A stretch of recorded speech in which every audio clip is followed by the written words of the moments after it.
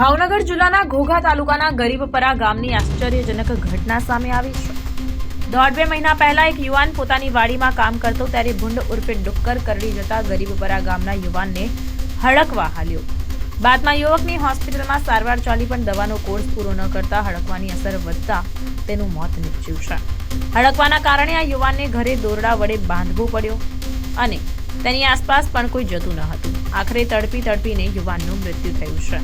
આ યુવાનનો video social મીડિયામાં viral થતા લોકોને પશુથી સાવધાન રહેવાની જરૂર છે।